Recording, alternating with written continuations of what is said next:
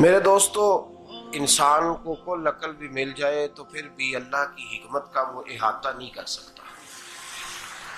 رب کریم کو زیادہ پتہ ہے کہ ہمارے لیے کون سی چیز بہتر ہے اور کون سی چیز ہمارے لیے نقصان کا باعث ہے۔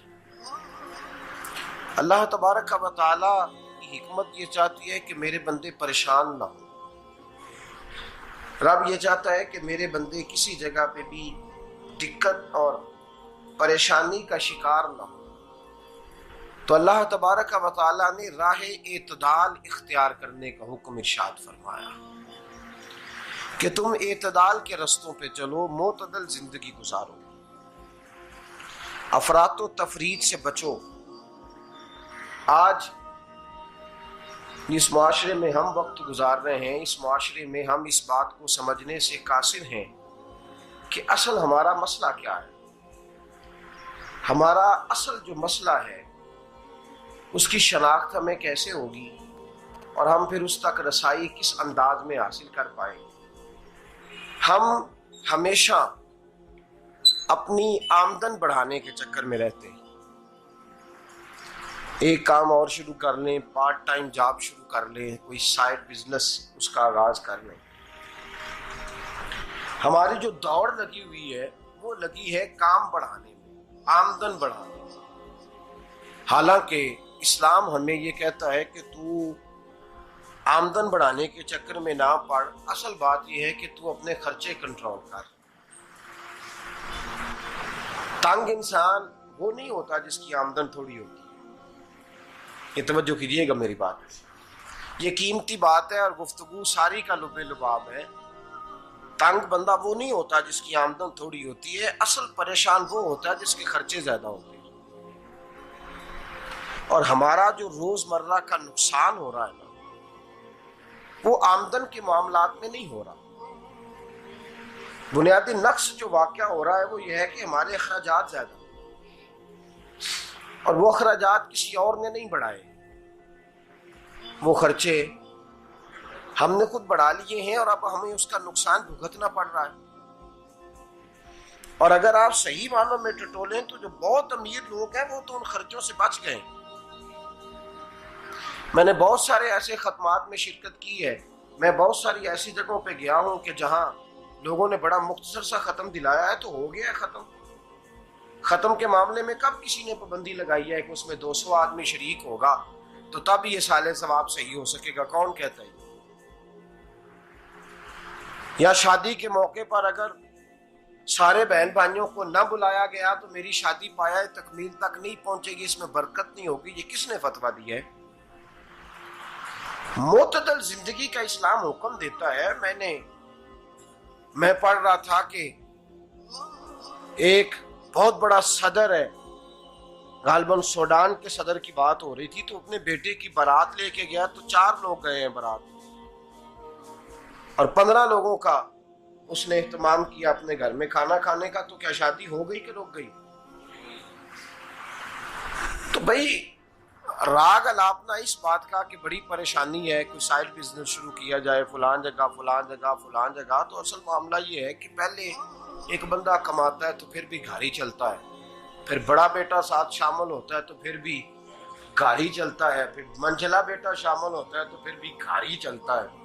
جو رونا دادا جی رویا کرتے تھے کہ بڑی مصیبت ہے، بڑی مشکل ہے، گاؤں میں رہ اکیلے ہوتے تھے اور وہ 5 بچوں کو اور 4 بچیوں کو وہ پالتے تھے، تو جو وہاں پریشانی تھی وہی آج پریشانی شہر میں آ کر پڑھ لکھ کر موٹی تنخواہ لے کر وہی پریشانی ہمیں ہے۔ تو میں جس نتیجے پہ پہنچا ہوں اس کو پڑھ کے، قرآن مجید کی چند آیات کو دیکھ کر اور اس مفہوم کی جو حدیثیں کتب احادیث میں پائی جاتی ہیں اور ہمارے بزرگوں نے ہمیں جو مزاج اس حوالے سے دیا ہے، میں اس نتیجے پہ پہنچا ہوں کہ مسئلہ آمدن کا نہیں، مسئلہ خرچے کا ہے۔ ہمارے خرچے بنیادی طور پر زیادہ، اور اگر پھر ہم زیادہ بوجھ خواتین پہ ڈالتے ہیں کہ وہ مطالبے زیادہ کرتی ہیں، اور اگر آپ مجھ سے پوچھیں تو خواتین کی بھی اگر کسی جگہ کوئی عادت خراب ہوتی ہے تو اس میں اصل کردار اس کا ہوتا ہے جو وہ عادت خراب تو کیوں اپنے گلے سے اتار کے آپ کسی کے گلے میں بات ڈالنے کے چکر میں ہیں؟ وہ خواتین کی طبیعت نہیں ایسی ہے. اصل بات یہ ہے کہ ہم نے عادت ڈالی ہے، ہم نے یہ مزاج ان کو دیا ہے تو ان کا بنا ہے، نہ کیسے بن سکتا. تو اعتدال جب تک زندگی میں نہیں ہوتا، پانی پیاس بجھاتا ہے لیکن ایک گلاس ہی ہو تو پیاس بجھاتا ہے، بالٹی کو منہ کو لگائے گا تو کپڑے بھگو دے گا اس کے. حالانکہ پانی بری چیز کا نام نعمت ہے نا بہت بڑی اللہ کی، لیکن پیالے میں ہی اچھا لگتا ہے. کوئی مٹکا منہ کو لگائے گا تو تانگ ہوگا، پیالہ ہی بہتر ہے اس کے لیے. تو میرے دوست، مٹکے سے بھی بعض اوقات کام چل جاتا ہے، لیکن اگر کوئی کہے نہیں مجھے دریا ہی چاہیے تو اس کا تو گھر بہ جائے گا، سارا گھر بہ جائے گا اس کا. ہمیں دریا قابو کرنے کا موڈ بنایا ہوا ہے تو اس سے گھر بہا کرتے ہیں، اس سے گھر بنا نہیں کرتے. گھر پیالے سے پانی پینے سے بنتا ہے. اگر تو دریا پہ قبضہ کرنے کا موڈ بنائے گا تو گھر بنے گا نہیں، گھر بہ جائے گا. آگ نہ ہو تو کھانا پک نہیں سکتا، لیکن ہلکی آنچ سے کھانا پکتا ہے. اور اگر آنچ تیز کر دی جائے تو جی قرینے قیاس بات کر رہا ہوں، میں عقل سے ماورا نہیں کر رہا. قرینے قیاس سمجھانے کے لیے مثالیں دے رہا ہوں. ہلکی آنچ پہ کھانا پک جاتا ہے اور آگ تیز ہو تو کھانا جل جاتا ہے. تو کھانا اتنی دیر کھانے کے قابل رہتا ہے جب تک وہ ہلکی آنچ پہ پکتا ہے. تو جتنی مرضی تو کہتا ہے نہیں میرا گزارے نہیں، آگ تیز ہونی چاہیے، تو میاں جل جائے گا، جل جائے گا. ہوا نہ ملے تو سانس نہیں آتی، ٹھیک ہے؟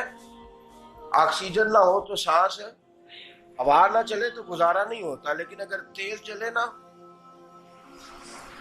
اگر تیز چلے تو آندھی اور طوفان بن جائے تو چھتیں گرا دیتی ہے، جانیں لے لیتی ہے.